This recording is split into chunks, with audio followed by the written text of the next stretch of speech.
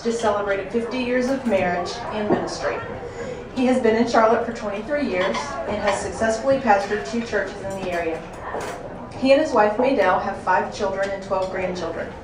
Dr. Price has recently accepted the position of Executive Director of World Reach, an international mission organization.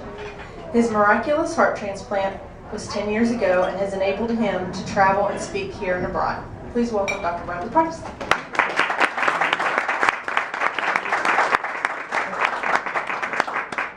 Love you, baby. What a joy it is for us to be here today, and what a joy it is for me to be anywhere, because there was a time when we didn't think that I would be here today. I have my precious wife. I'd like for you to greet her. She adds class to everything I do. Okay, and what an incredible companion. We got married on Friday night, and we began our ministry together on the next Sunday morning. Had a one-day honeymoon, and that was it. Okay, but it's been a wonderful journey, and it's so good to be here with you. In 1999, I was privileged to be a part of chartering the Rotary Club at Southwest Cabarrus, because we were living there, and was able to stay and be an active part of that until I had the event with my heart, and we'll talk about that in just a little bit. But I sure do appreciate everything you do, and the people you impact, and the lives you're changing, and the impact you're making in this community, but not only in this community, really around the world. And so I deeply, deeply appreciate that. This is a special day for me. November the 1st, 11 years ago today, an event that changed my life. And when we realized that I was going to be here speaking, and you'd ask us to come and tell a little bit of the story of getting a heart transplant and going from mostly dead to very much alive, and how all those things played out in the journey. And then I realized that November the 1st, 2002 was the day that my life totally changed. That was the day I was hunting in the woods in Chester, South Carolina by myself. About 5:30 in the morning, I already had a defibrillator in. I'd already had 2 cardiac arrests. Pretty stupid to go down in the woods by myself, right? My wife has told me that. Okay, she said 1,000 times. But anyway, I was there, and all of a sudden my heart began to go in arrhythmia, and a lot of you know what that's like. And they had told me that if it does it at this point, you probably won't make it. You mentioned about prayer, and it's interesting about prayer. When you're having a cardiac arrest or cardiomyopathy, which I had, which makes your heart not be able to pump the fluid from, the best position you can get is on your knees leaning over like this, because it takes all the pressure off your lungs. So I was up in the tree, and I was leaning over like this, and I called my wife and I said, "Sweetheart, I'm not going to make it this time." And I said, "I want you to know I love you more than life itself, and I will see you in heaven." Now, she has been my sweetheart. I mean, before she even knew who I was, I told my baseball coach, I played baseball all through college, and I said, "You see that girl up in her car?" He said, "Yeah, Brad." And I said, "I'm going to marry her." He said, "No, you're not." I said, "Yes, I am." He said, "Oh, I know her. She's already engaged." I said, "I don't care. I'm going to marry that girl." And I did. And it took a lot to get there. But anyway, she's been my companion. And I wanted to just kind of go back just a little bit, maybe bring you up to speed as to where we are. Heart transplants have become more and more. 1960s, you know, the surgeon from Africa really started the process. What an incredible process it's been. And all the way through these years, they've made improvements. I had been in and out of all the hospitals here. CMC was kind of I knew so many people there, but my insurance company at that time would not pay for a heart transplant. They said, "You must go to a regional hospital." So we went to Duke University Hospital and stayed there 90 days waiting for a heart. 3,000 people every day are where I was, just hanging between life and death, waiting for a heart transplant. About 2,000 of those will get a heart transplant. 1,000 of those will not get a heart transplant, and every year about 1,000 people die waiting for a new heart. Great strides have been made. But when this event came, it started for me here in North Carolina. 1990 we moved here. And so I needed some more insurance, life insurance, and one of the men in our church was a physician. He said, come on down, we'll give you a checkup. And I went down, and then he said, have you ever gone to a cardiologist? And I said, no. He said, you might want to go and make sure. He said, that may not be really necessary, but it might be. So that was my first visit to my cardiologist, Dr. Emmett Matthews. And some of you folks know here, and he's been a very, very part of my life since that day. So he came in, he got me down, and he said, Brad, let me listen to you, listen to me. He said, you got cardiomyopathy. I said, what are you talking about? He said, you got an enlarged heart. I said, I'm a pastor. You can't be a good pastor without a big heart. What's the deal? And he said, no. I mean, this is serious. Your left ventricle's doing all this. And I said, you can't tell that by just listening to that little thing in your ears. He said, all right, we'll get a scan and I'll show it to you. And that started the journey. And so he put me on medicines, and it deteriorated. My heart got bigger and bigger. The ejection fraction, if you know anything about that, is what they measure, how much volume of the blood it pumps out of your heart. Mine got to the point where it was like 15% pumping. 55 to 60 is what you're supposed to pump out every time the heart goes. Mine actually got from there, and then we went to Duke. It got down to 8%, just a quiver like that. They kept us alive. But on this day, the day that I fell in the woods, Madell jotted down some things. These two girls right here and their families were a part of that. We kind of lived through that together. And I wanted her to come from the perspective of the mate, the one who stands by you. Either read or just share some of that baby, and then I'll pick it up from there and take it to here. But since he doesn't remember any of this, because he was out, I'm going to just briefly share what we felt as a family. Our youngest son, Rusty, I think spoke here last month, and he was a very vital part of all of that. All of our children were.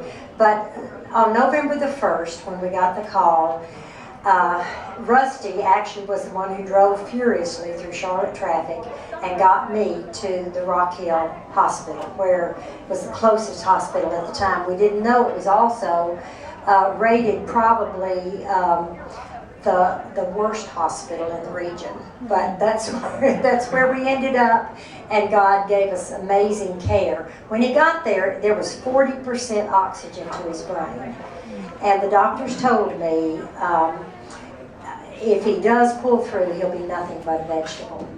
So the long vigil began.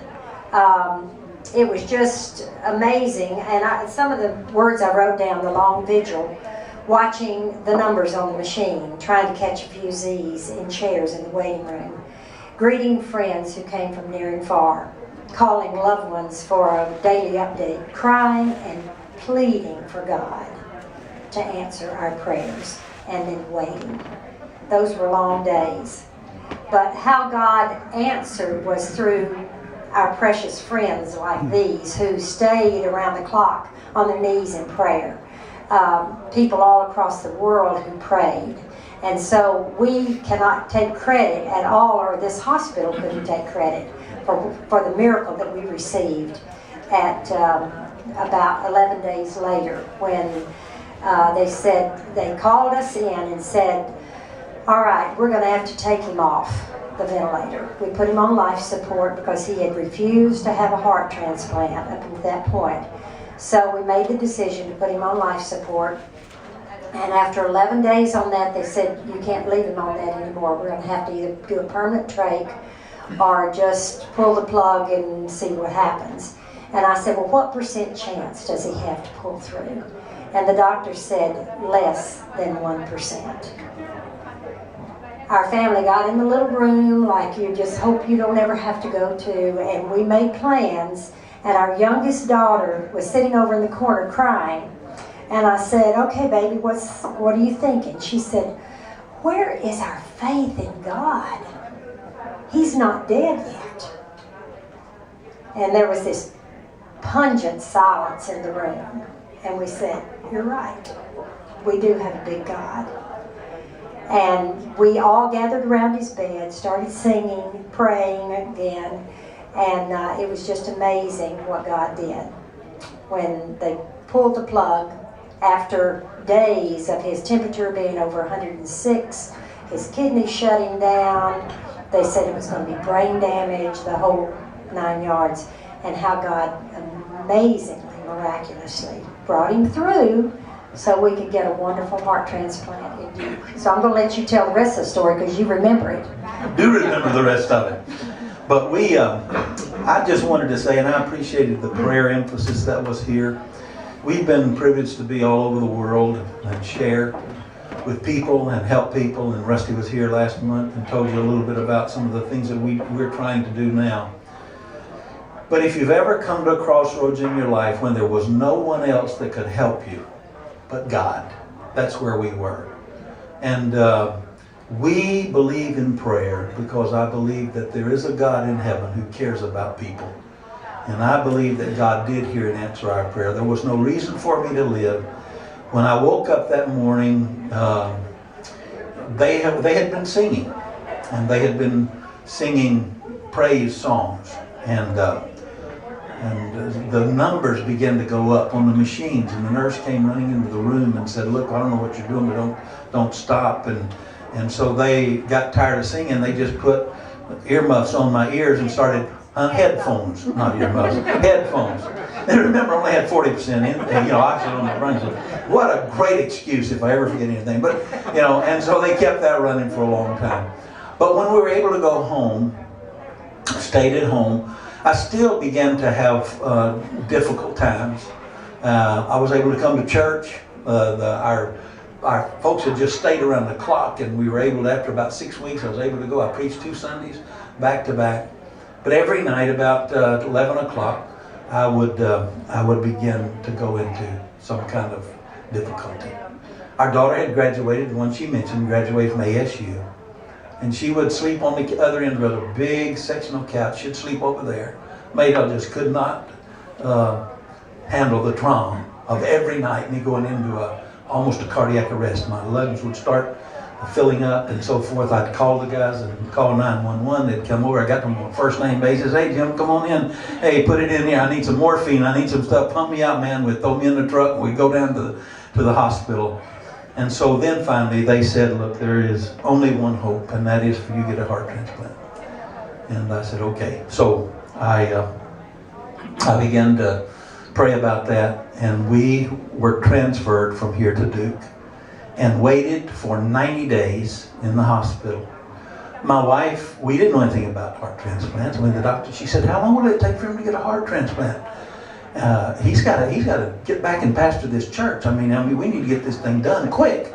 He said, well, Madell, it may take a year or so. She said, we don't have that kind of time to wait. You got to get him a heart. And he said, ma'am, you don't understand. And we didn't understand.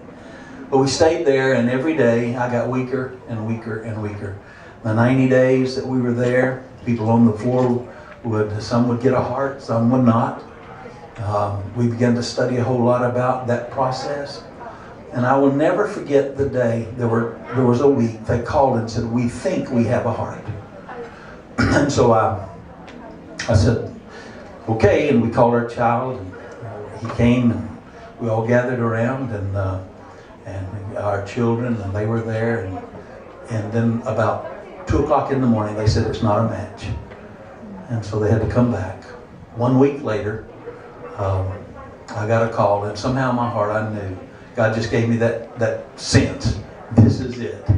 And I was scared. I mean, it's either, it's not a half, you either live or die. I had asked the doctor, I said, what are you going to do? Explain it to me in layman's terms. And he said, well, I'm going to cut you open. I'm going to take your heart out. I'm going to put another heart in. I'm going to thump it and hope it works. And I said, whoa, that's kind of a scary thought. But evidently that's exactly what happened. They took us into the room. I had gotten so weak that anything would put me into, not a cardiac arrest, but my heart would just fill up with fluid, and they would have to come pump me out. I mean, anything. I couldn't watch TV. The only thing I could watch was American Idol during the first months, because that's when all the bad singers are on there, you know, and they think they can sing, and it was lighthearted. But I mean, a new doctor walk in the room, boom, my heart would fill up. It was nothing. And I told Madell, I said, one thing I'm afraid of, you're going to have to pray with this. I can't get off of this bed I'm on, and if they put me on a gurney, number one, they're too narrow. I'll be hanging off on both sides. That'll be very embarrassing, and going all the way down and getting in there, I can't do that. So when they called and said, you can take the bath and you're going to go in there, man, I'm thinking, oh man, God, what in the world am I going to do? They'll come in here gently, because they knew how fragile I was. They'll come in gently, they will unhook me, and it'll be, you know, I'll be all right. Wrong. They didn't come in gently. They came running in. One guy jumped on my bed, straddled me, started jerking out. I had about 6 of those machines on the thing, and he was jerking stuff out of places I didn't even know I was stuck. And he got a razor and started shaving the hair on my chest. And I'm thinking, I'll never get out of this bed. I'm going to die right here. But God kept me while I was there. And then the greatest blessing was, the guy said, we don't have time to get him off this bed on that gurney. Get that gurney out of the way. We're going to take his bed. I said, oh, thank you, God. I'd have never been able to make it. And they took me around, and I was still very fragile and afraid. And I got in this little room, and I said, you got to give me something quick, because I'm not going to make it. And so he held up this syringe like that. He took my hand. I'd never had a tooth pulled. I'd never had any surgery. I'd had 0 experience. And he stuck it in my hand right here. And I said, how long will it take? And I was going out like a light. And when I woke up and was cognizant, and I said, something's bad wrong. Something really bad wrong. And my ears were pounding, and my nose was pounding, and the back of my head was pounding. And I punched that little thing, and the lady came in quickly, and she said, what's the matter, sir? And I said, I don't know, but something's bad wrong. And I told her, I said, I got all this going on. She grinned at it and said, mister, that little old heart's pumping, and you're getting blood in places in your body that hadn't had blood for a long time. And I said, whoa, that's really good news. And so we were able to come home. And it has been a journey. And we decided a long time ago that God, if you'd give us life, we'd do everything we can to help people. And so that's one of the reasons you mentioned that I'm now working with World Reach. And we have, as Rusty probably told you a little bit, we have a center for feeding people, 25,000 meals last year to families, a week's groceries. We have the largest clinic here. We have another clinic going in Guatemala. We have Nicaragua. We have things going on in Cuba. We started a ministry to Cuba, medical things. I had been there as a teenager. I went back years later, and we saw such tremendous need. And over about a 10-year period, we took $50 million worth of equipment, medical equipment, into Cuba from Duke and the Carolinas, and both our big hospitals here, and they would give us their things as they went out. We took a heart cath lab down there, and then we finally got the word that the government was not getting it to the people. They were selling it and taking the money for themselves, and so we had to stop. But that's our heart. Our heart is that we want to take what we have and what I've received. Somebody paid an incredible price in order for me to be able to live. I can't imagine the trauma that they went through, but I've tried to. And I've said, God, I will never forget what you've done for us. And as long as I live, I want to be grateful. And as long as I live, I want to be helping somebody else, because you have given me life. And I'm praying that you will pray for me. You say, oh God, I don't remember that guy's name, little fat guy that went in there, old man in there, but he had a heart transplant. God help that guy. And Brad, I like you. I like your name. Okay, you'll remember me. And I have a nephew named Go For It, so we're going to be good prayer partners. But pray for us that God will use us. And congratulations on you for what you're doing. There are so many developments going, and I will give you this. Here's something to pray about. My greatest challenge was rejection. The old body rejecting the new heart. Because that's what I take. It looks like a fishing tackle box. That's all my medicines I take every day. While we were there, they told us we're working on the genetic codes. We're working on being able to take your DNA and grow you a heart. And the biggest thing is that it will not reject because it's your own. That will be a huge breakthrough. People will be able to get not only hearts, but lungs and livers and other transplants to keep them alive. And I'd just like to encourage you, when you think about it, say, God, help those who are working on that end of it, the research area, to be able to help us to get that done. And we'll be able to help lots of people. Thank you for letting us come. Thank you for letting me share my story. There's only one reason I'm alive, and that's because there is a God in heaven, and people like you prayed for us, and God has helped us and given us new hope, new life. God bless you, and thanks. Any questions? Absolutely. No, well, I will say this. My wife thinks I got a woman's heart because, you know, your heart out of the heart are the issues of life. My cardiologist there, who is now at Johns Hopkins, said your heart thinks. The Bible says a man thinks in his heart. It's the only organ we have that thinks. She thinks I got a woman's heart. When I asked her that, why she said, she said, well, before you got the heart, you did not like sweets, now you like sweets. And secondly, you didn't like to shop, but now you love to shop. And thirdly, you talk more now than you ever have in our relationship. I am convinced you got a woman's heart. So, yes, sir.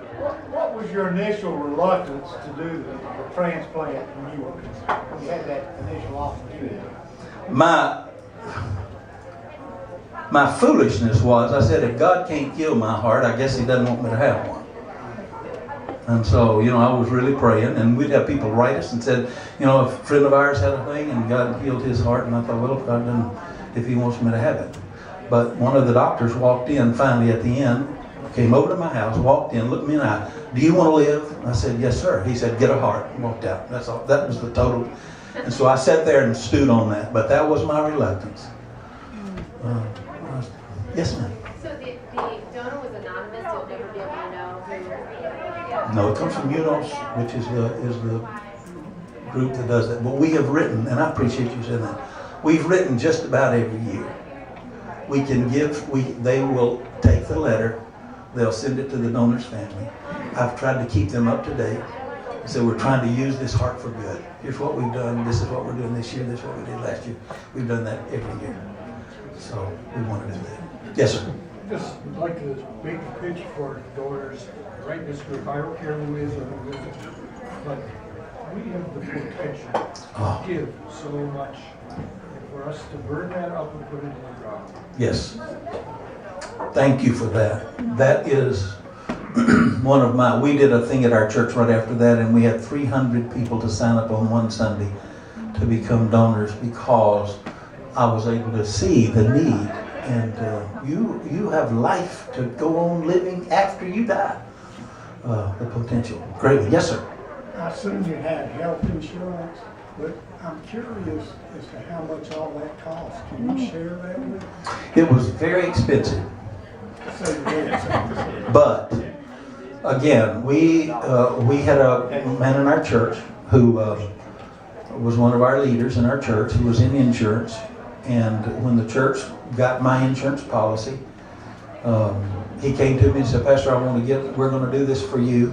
And so I didn't really know what the policy was, but they said, we're going to get a policy for you, and I think it'll help you. When we got to Duke, and they said, will you be able to pay for the medicine? Because you'll have a lifetime of paying for the medicine. But this is an expensive thing. Can you imagine an intensive care for 90 days? And each little sack, I had a thing called Milronome, which they put in me every day, and they just kept it going. It was $100 a sack, and I don't know how many of those I had. But the lady looked at it and made us say, this is our, they called the insurance company, And they said, ma'am, I don't know who got this for you, but there is no cap on your insurance. It was a gift from God. Cost over $1 million. So like $500,000? It was over $1 million.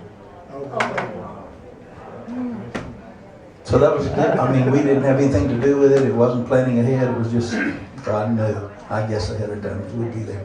Great question. Anyone else? Well, it's 25 after. Thank you.